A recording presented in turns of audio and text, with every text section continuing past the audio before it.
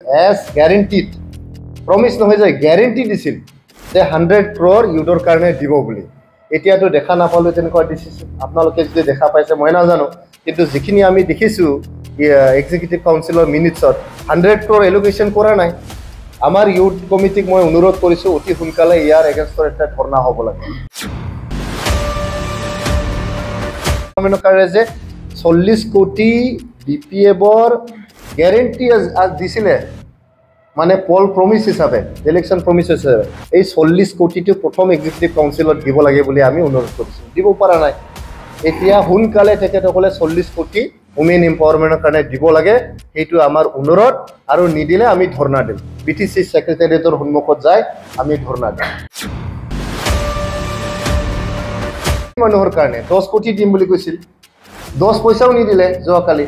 EC ডিসিশনত তেখেতসকলে এইটো দিব লাগিছিল কিয় নিদিলে 10 পইচাও আপোনালোকে যদি আগুৱাই লৈ যাব নোৱাৰে আপোনালোকৰ বহুত বেয়া হ'ব বিপিএফৰ নেতৃবৃন্দক মই হকিয়াই দিছো আমাৰ মহিলা শাখাৰ প্ৰেসিডেন্ট বাইদেউ ইয়াতে আছে আমাৰ লিডাৰশিপ আছে ইয়াতে তেখেতসকলক অনুৰোধ কৰিছো যে ইউথ ডেভেলপমেন্টৰ কাৰণে ইউথ এম্পাৱাৰমেন্টৰ কাৰণে গ্যাৰেণ্টি দিছিলে বিপিএফ ইলেকশনৰ আগত একদম গাঁৱে বাহুভুঁয়ে তিনিআলি চাৰিআলি সব জায়গা তেখেতসকলে ডাঙৰ ডাঙৰ হোৰ্ডিং লগাইছিলে যে ইউডৰ কাৰণে 100 crore বছৰে দিব বুলি আমি হিদিনাখন ৰিকুৱেষ্ট কৰিছিলো যে প্ৰথম এক্সিকিউটিভ কাউন্সিলত ইউথ এম্পাৱাৰমেন্টৰ কাৰণে 100 crore এলোকেশন এজ গ্যাৰেণ্টিড প্ৰমিস নহয় যে গ্যাৰেণ্টি দিছিল যে 100 crore ইউডৰ কাৰণে দিব বুলি এতিয়াতো দেখা নাপালো তেনেকুৱা ডিসিশন আপোনালোকে যদি দেখা পাইছে মই নাজানো কিন্তু যিখিনি আমি দেখিছো এক্সিকিউটিভ কাউন্সিলৰ মিনিটছত 100 crore এলোকেশন কৰা নাই আমাৰ ইউথ কমিটিক মই অনুৰোধ কৰিছো অতি সোনকালে ইয়াৰ এগেইনষ্টৰ এটা ধৰ্ণা হ'ব লাগে ধৰ্ণা আমি দিম 100 crore আপোনালোকে গ্যাৰেণ্টি দিছে কিয় দিয়া নাই উমেন এম্পাৱাৰমেন্টৰ কাৰণে আপোনালোকে 40 crore দিম বুলি কৈছিল আমাৰ মহিলা শাখাৰ ইয়াতে মানে সভানেত্ৰী আছে বাইদেউ আছে আমাৰ লিডাৰ আছে পদ্মিনী ব্ৰহ্ম তেখেতসকলক অনুৰোধ কৰিছো উমেন এম্পাৱাৰমেন্টৰ কাৰণে যে 40 কোটি বিপিএফৰ গ্যাৰেণ্টি দিছিলে মানে পল প্ৰমিস হিচাপে ইলেকশন প্ৰমিস হিচাপে এই 40 কোটিটো প্ৰথম এক্সিকিউটিভ কাউন্সিলত দিব লাগে বুলি আমি অনুৰোধ কৰিছো দিব পৰা নাই এতিয়া হুনকালে তেখেতসকলে 40 কোটি উমেন এম্পাৱাৰমেন্টৰ কাৰণে দিব লাগে সেইটো আমাৰ অনুৰোধ আৰু নিদিলে আমি ধৰ্ণা দিম বিটিসি সেক্ৰেটাৰিয়েটৰ সন্মুখত যায় আমি ধৰ্ণা দিম আমাৰ ডিসেবিলিটি কাৰণে বিকলাংগ মানুহৰ কাৰণে পাৰ্সন উইথ ডিসেবিলিটিজ আৰু এল্ডাৰলি মানুহৰ কাৰণে 10 কোটি দিম বুলি কৈছিল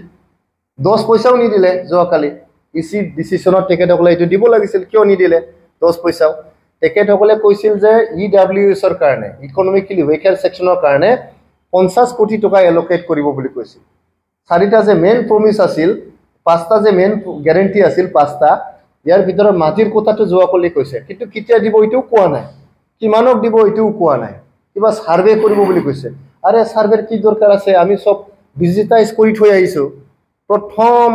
6 শিডিউল কাউন্সিল ইণ্ডিয়াৰ প্ৰথম কাউন্সিল আমাৰ নৰ্থ ইষ্টৰ বহুত ষ্টেট ইণ্ডিয়াৰ বহুত ষ্টেট এতিয়া মাটিটো ডিজিটাইজ কৰিব পৰা নাই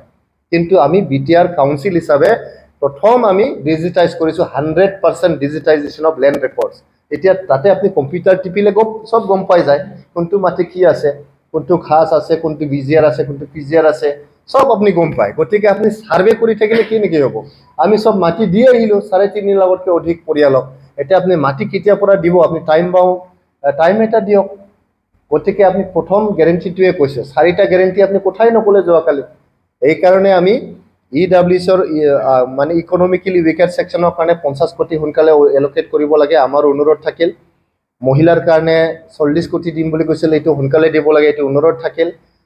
মানে ইউথ এম্পাৱাৰমেন্টৰ কাৰণে 50 কোটি দিম বুলি কৈছিল এইটো আপোনালোকে হুনকালে দিব লাগে 100 কোটি সৰি 100 কোটি দিম বুলি কৈছিল এইটো নিদিলে প্ৰথম এক্সিকিউটিভ কাউন্সিলতে বিপিএফে নিজৰ গ্যাৰেণ্টিটোৱে মানে ভাঙাই দিলে নিজৰ প্ৰমিসটো ভাঙাই দিলে already broken the promise to the people আপোনালোকৰ এই গ্যাৰেণ্টিটো চাই মানুহে ভোট দিলে এতিয়া আপনি প্ৰথম এক্সিকিউটিভ কাউন্সিলক মানুহ ঠগালে প্ৰতাৰণা কৰিলে আপোনালোকে গতিকে আপোনালোকৰ এই প্ৰতাৰণাৰ আপোনালোকে জবাব পাব উচিত আপোনালোকে জবাব পাব অনাগত যে ইলেকশন আহি আছে এমএলএ ইলেকশন আছে তাত আপোনালোকে ইয়াৰ পানিশমেন্টটো পাব কিয়নো আপোনালোকে মানুহক ভুৱা প্ৰতিশ্ৰুতি লৈ ভুয়া গ্যাৰেণ্টি দি পেলাই আপোনালোকে ভোটটো আদায় কৰিলে, কিন্তু এতিয়া আপোনালোকে চৰকাৰত বহি পেলাই এই প্ৰমিছবিলাক চব পাহৰি গ'ল, আপোনালোকে গ্যাৰেণ্টিটো চব পাহৰি গ'ল। গতিকে মই অনুৰোধ কৰিছোঁ আমাৰ BPFৰ নেতৃবৃন্দক, নতুনকৈ যি এক্সিকিউটিভ কাউন্সিল আপোনালোকৰ হৈছে, EM-বিলাক এপইণ্ট হৈছে, আপোনালোকে ৰাইজৰ হকে কাম কৰক, BTRৰ উন্নয়নৰ কাৰণে কাম কৰক, ৰাইজৰ সেৱা আগবঢ়োৱাত আপোনালোকে মানে অংশগ্ৰহণ কৰক। এই যে 5 বছৰত যে ভাল এটা পৰিস্থিতি আমি